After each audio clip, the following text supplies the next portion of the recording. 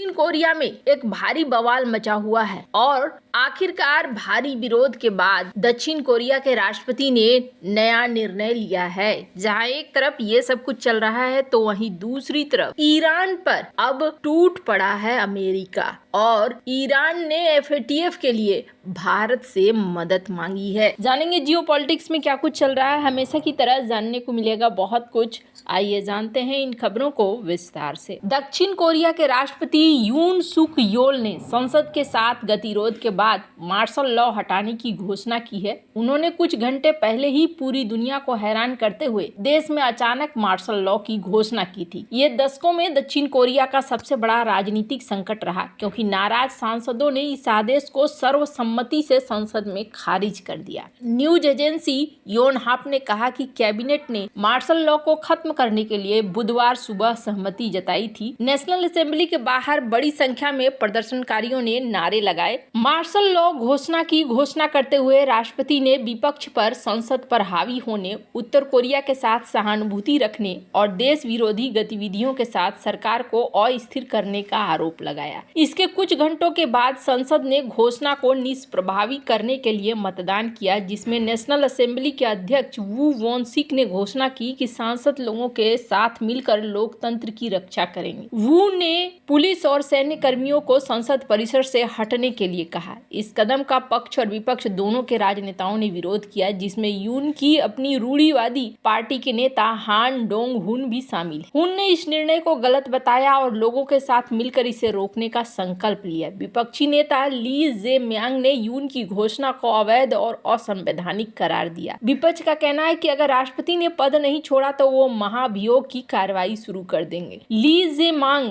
वर्ष 2022 में राष्ट्रपति चुनाव में यून से मामूली अंतर से हार गए थे। हाल ही में देश में यून की लोकप्रियता में कमी देखी गई है। राष्ट्रपति 2022 में पद ग्रहण करने के बाद से विपक्ष पर बढ़त बनाए रखने के लिए संघर्ष कर रहे हैं। दक्षिण कोरिया के राष्ट्रपति की ओर से मार्शल लॉ हटाने की घोषणा के बाद व्हाइट हाउस खुश है। राष्ट्रीय सुरक्षा परिषद के एक प्रवक्ता ने कहा कि हमें राहत है कि राष्ट्रपति ने मार्शल लॉ हटाने का फैसला किया है। उन्होंने नेशनल असेंबली के वोट का सम्मान किया है। राष्ट्रपति बाइडेन ने अभी तक इस पर कोई ठोस टिप्पणी नहीं की है, पर अमेरिकी दूतावास ने अपने नागरिकों को सलाह दिया है कि वो किसी प्रदर्शन में न जाए। अब अचानक से ये सब कुछ क्यों हुआ, तो ये सब कुछ होने के पीछे कारण ये है कि दक्षिण कोरिया के राष्ट्रपति को ऐसा लगता है जैसे कि यहाँ पर तख्ता पलट की कोशिश हुई है। राष्ट्रपति यून सोक योल ने देश के विपक्ष पर बजट विधेयक पर विवाद के बीच संसद को कंट्रोल करने, उत्तर कोरिया के साथ सहानुभूति रखने और सरकार को राज्य विरोधी गतिविधियों से पंगु बनाने का आरोप लगाया। यून ने कहा कि मैं उत्तर कोरियाई कम्युनिस्ट ताकतों के खतरे से मुक्त कोरिया गणराज्य की रक्षा करना, हमारे लोगों की स्वतंत्रता और खुशी को लूटने वाले घृणित उत्तर कोरियाई समर्थक राज्य विरोधी ताकतों को खत्म करना और स्वतंत्र संवैधानिक व्यवस्था की रक्षा के लिए मार्शल लॉ की घोषणा करता हूं। उन्होंने कहा कि लोगों की आजीविका की परवाह किए बिना विपक्षी दल ने केवल महाभियोग, विशेष जांच और अपने नेता को न्याय से बचाने के लिए शासन को पंगु बना दिया है। 1980 के बाद ये पहली बार था जब दक्षिण कोरिया में मार्शल लॉ घोषित किया गया। योनहाप समाचार एजेंसी ने सेना के हवाले से कहा कि संसद और राजनीतिक दलों की गतिविधियों पर प्रतिबंध लगाया जाएगा और मीडिया और प्रकाशक मार्शल लॉ कमांड के कंट्रोल में रहेंगे, पर ऐसा कुछ हुआ नहीं। आखिरकार यहाँ पर संसद ने इसे हटा लिया है। वहीं दूसरी तरफ अमेरिका ने मंगलवार को ईरानी तेल को अन्य देशों में भेजने वाली 35 संस्थाओं और जहाजों पर प्रतिबंध लगाए हैं, जिनमें से 2 संस्थाएं भारत की है। इनमें विजन शिप मैनेजमेंट LLP और tight shipping management private limited शामिल हैं। इसके अलावा इन प्रतिबंधों के तहत UAE, चीन, लाइबेरिया, हांगकांग आदि की कंपनियों और जहाजों को भी शामिल किया गया है। एक बयान में अमेरिकी ट्रेजरी विभाग ने कहा कि यह कार्रवाई इजराइल के खिलाफ 1 अक्टूबर को हुए ईरानी हमले और 11 अक्टूबर को जारी प्रतिबंधों के बाद की गई है। अमेरिका का कहना है कि ईरान तेल से होने वाली आय का इस्तेमाल अपने परमाणु कार्यक्रम, मिसाइलों, ड्रोन के विकास में कर रहा है, जो क्षेत्रीय आतंकवादी गतिविधियों को बढ़ावा देती है। आतंकवाद और वित्तीय खुफिया विभाग के कार्यवाहक अवर सचिव ब्रैडली टी स्मिथ ने कहा है कि ईरान अपने तेल व्यापार से जो पैसे कमाता है उसे अपने परमाणु कार्यक्रम, बैलिस्टिक मिसाइल, ड्रोन टेक्नोलॉजी को फैलाने और उसके अपने क्षेत्रीय आतंकवादी समूहों को समर्थन देने में खर्च करता है। इससे क्षेत्र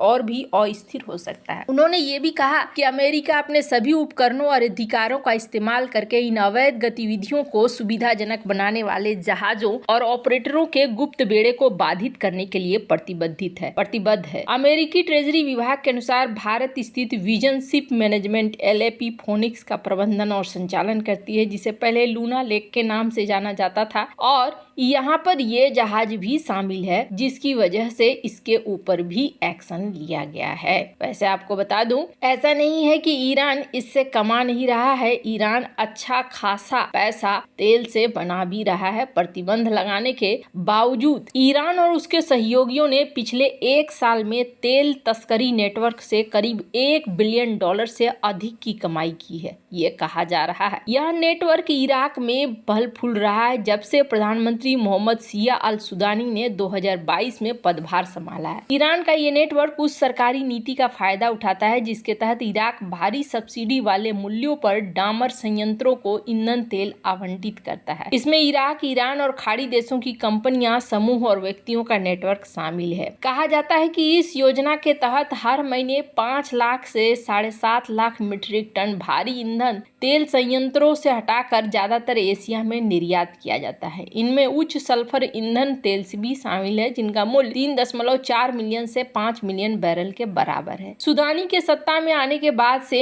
ईंधन तेल की तस्करी की सीमा और अवैध व्यापार में इराक के भीतर कई संस्थाओं के संलिप्तता के बारे में पहले रिपोर्ट नहीं की गई है। इस रिपोर्ट पर इराक और ईरान दोनों देशों ने चुप्पी साध रखी है। अब तक कोई बयान नहीं दिया है। ईरान अपने पड़ोसी और सहयोगी इराक को एक आर्थिक सहयोगी मानता है। ईरान शक्तिशाली शिया मिलिशिया और अपने समर्थित राजनीतिक दलों के माध्यम से वहां काफी सैन्य, राजनीतिक और आर्थिक प्रभाव रखता है। इराकी और अमेरिकी अधिकारियों का कहना है कि ईरान निर्यात के माध्यम से इराक से हार्ड करेंसी भी प्राप्त करता है। अपनी बैंकिंग प्रणाली के माध्यम से अमेरिकी प्रतिबंधों से बचता रहता है। बगदाद वर्षों से वाशिंगटन और तेहरान दोनों के सहयोगी के रूप में अपनी भूमिका को संतुलित कर रहा है। हालांकि आशंका है कि अमेरिका में राष्ट्रपति निर्वाचित डोनाल्ड ट्रंप अपने नए कार्यकाल में ईरान और उसके सहयोगियों के खिलाफ सख्त रुख अपनाएंगे। इससे पड़ोसी राज्य इराक में ईरान की बढ़ती गतिविधियों की जांच भी दायरे में आएगी। ऐसी आशंका है कि ट्रंप अपने नए कार्यकाल में ईरान को लेकर और ज्यादा सख्ती दिखाएंगे, जिससे इराक की भी परेशानी बढ़ सकती है। कहा जा रहा है ईंधन तेल लेकर जाने वाले 2 प्रमुख तरीकों में से एक में ईरान के समान प्रोडक्ट को इराक के प्रोडक्टों से मिलाया जाता है। इसके बाद इराक का बताकर बेचा जाता है। इससे ईरान को ऊर्जा निर्यात पर कड़े प्रतिबंधों से बचने में मदद मिलती है। दूसरा तरीका है कि इराक को ईंधन तेल का निर्यात किया जाता है, जो मूल रूप से सब्सिडी कार्यक्रम के लिए है। इस तेल की उत्पत्ति को छिपाने के लिए जाली दस्तावेजों का इस्तेमाल भी किया जाता है। ईरान क्या चाहता है? ईरान भारत से भी एक मदद मांग रहा है और उसे भारत से टेक्निकल मदद चाहिए। इन्होंने कहा है कि आप हमें टेक्निकल नॉलेज और एक्सपर्ट एडवाइस दो, जिससे कि हम ये जो ब्लैक लिस्ट है इतने समय से, उससे हम निकल कर बाहर आ सकें और हमें यहाँ सुविधाएं मिल सके जिस तरीके से चल रही है। भारत और ईरान के बीच में हाल ही में जो द्विपक्षीय बैठक हुई थी, इस द्विपक्षीय बैठक में भी यही चीज कहा गया था। खैर, आपको क्या लगता है इन सब मामले में? आपकी क्या राय है? कमेंट कर जरूर बताएं। जल्द मिलते हैं अगले वीडियो में नई खबर के साथ।